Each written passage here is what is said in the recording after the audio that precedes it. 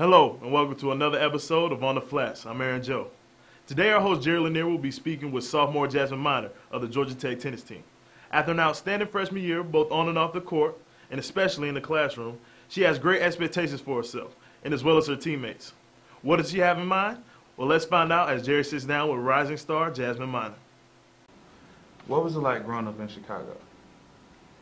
Different than here, I would say. I actually grew up north of Chicago in the suburbs, and I went to a private Catholic school up there, and I spent a lot of time kind of just around, I would say, people that are very traditional, and I mostly spent my weekends in the city where people were a lot more just democratic, very open. So I mean, it was different. It was a good experience for me to have kind of like both sides of that. So you won a lot of awards. Like in 2010, you were a high school state singles champion. Mm-hmm. You won the National Player of the Year as a freshman.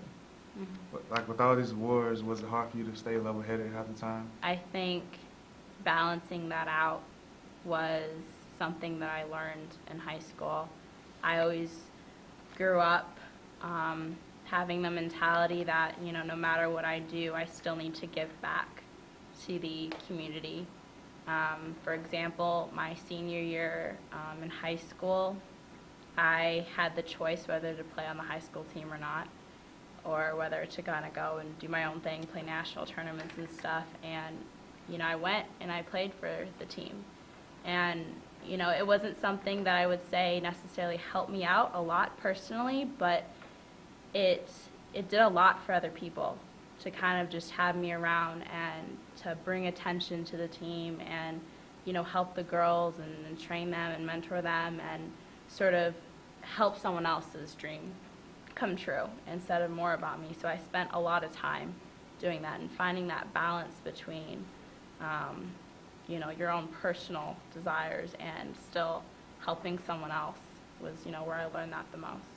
You were a member of the National Honor Society and Mu Alpha Theta Mathematics Honor Society. That's what it was called. Mm-hmm. And graduated magna cum laude. How were you able to have that balance so easily? I think it goes back to just the people around me.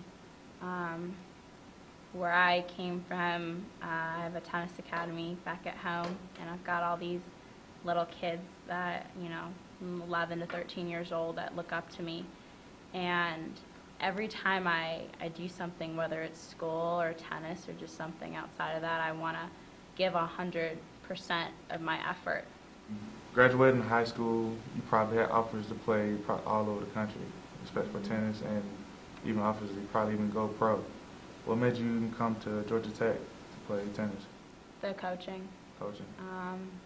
Brian Shelton is our head coach, and he's probably the best college coach in tennis in the nation, I would say, and not just by what he does on the court, but the way he presents himself off the court.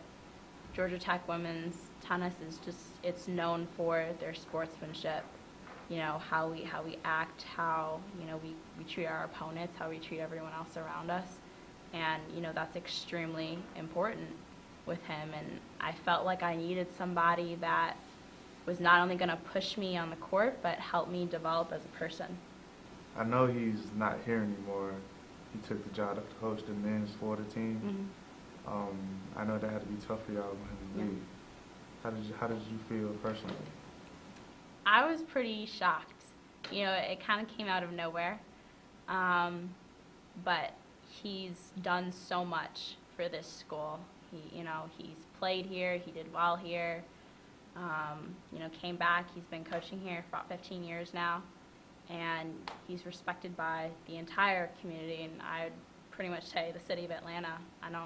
I can't go too many places where people don't know of him, at least, and have good things to say about him.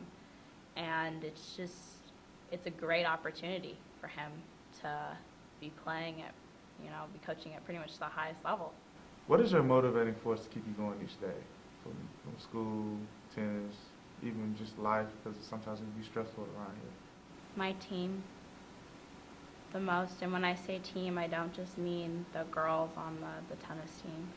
I mean the professors that take the extra 10 minutes to help me out with something when they don't have to, or the trainers that will go out of their way to get up early in the morning to be there if I need them, and if I have an injury or anything else, the coaches that will, you know, just spend that extra little hour or whatever it is to make sure that I'm okay personally and not just on the court.